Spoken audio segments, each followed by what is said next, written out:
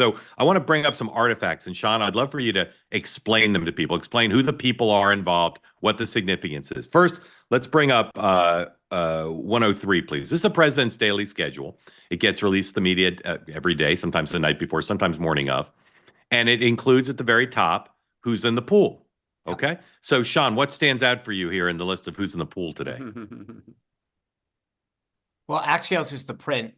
They're not normally in the pool. And I can't, hold on. I'm trying to read the new media, guys. There's something. The Blaze is the new media, and there's a secondary TV correspondent and crew, Newsmax, in addition to ABC. So just so everyone understands, you look at this here right now, okay? So there are multiple segments of the media: wires, photographers, TV, print, radio. And normally what happens is within each of those categories, the White House Correspondents Associations, you have to be a member of them, and they have very strict guidelines how you can join. You can actually go to the WHCA website, and it'll say how you can be a member. Like I actually, after I left, when I joined Newsmax, I wanted to join them, and they rejected my membership. Okay, because so you can't be a show host. You have to prove all that. I mean, like they get to determine the criteria. And if you're not, doesn't meet their criteria and join the WHCA, you can't be eligible to be in the pool. Okay. So of the print, for example, they'll say the Washington Post, the New York Times, okay, et cetera. They then among themselves say on Monday, the Washington Post will cover President Trump. On Tuesday, right? And so same thing with the wires, Reuters, except all of the wires are included right now, by the way. That's a dirty little secret of the wires. On TV, you've got NBC, ABC, Fox, et cetera, and they rotate every day who covers the president. The idea is that person goes in on behalf of that element. So I'm the TV reporter. Even though I work for Fox, I film it, and everybody gets access to that film, right? To that imagery. Same thing with the photos, et cetera. So what the White House did yesterday, if you'll put that back up, is they said, great, we'll let another news organization come in. In this case, it was Newsmax. So now there's two poolers. On the new media, they're letting the Blaze come in and cover this. So this is where the hysteria is kind of ridiculous. They're additive and saying you don't have to be part of the pool. Let me give you my one historical example that was interesting. When I worked for the House Republican Conference back in 2006 or 7, we have this annual retreat every year. We talked about this a few weeks back when they went down to Doral. And I called the White House because I was working for Deborah Price at the time from Ohio. And I said, hey, guys, we have the Columbus Dispatch and Roll Call, which is one of the really inside baseball Capitol Hill newspapers. Dan knows that. Obviously, Mark does too. But and I said, hey, they really want to come hear President Bush's remarks.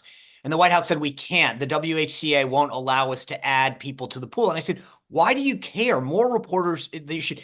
And the answer is they don't want you. Right? The WHC wants to control what you read, see, and hear. And so the idea that adding more media is something that they're opposing, to me, really tells you what their motives are. And the idea that they want to be restrictive as to who can get in the Oval, who can fly on the plane, tells you everything you need to know about the White House Correspondents Association. Okay, so if just a point, and then Dan, I want you to weigh in on what Sean said, and then I want to show Sean a couple more artifacts, and you, but Sean first. Sean, if you and I went to the White House today in time for the cabinet meeting, and we found someone we knew in the press operation or senior staff, and we said, hey, could we come into the Oval and be part of into the cabinet room and be part of that meeting, they'd probably let us in. And if we were in there and Donald Trump didn't want to take questions from the people in the pool, he could say, Sean, question, Mark, question, right? They're changing the rules. You're right. Contrary to the initial take on this, they're not kicking the legacy media out of the pool. They're expanding it. So far, that could change. But Trump wants to take questions from who he wants to take questions from. Sometimes that does include legacy media. He likes taking questions from David Sanger. But they are exercising control and taking control away from the Correspondents Association. They're determining who's in the pool now, not the reporters and the organizations. Dan. I think it's great. I mean, first off, I actually think that to a large extent, 99% of America does not care. I think most Americans no longer get their news from a lot of these organizations. I mean, that's just the reality. They get it from social media. They get it from friends. They get snippets on, TikTok. Look, the more people that are involved in covering the White House, the better. And I get it. There's a sense that the legacy media, is a more impartial umpire. I don't necessarily think that's always true, but that list you showed, NPR, Newsmax, like, it's the spectrum. Now, if in a year it is simply Newsmax, Fox News, and I don't know, some podcaster, like, okay, maybe they'll be. Dan, remember, the other thing is there's two things about who gets in and what they do.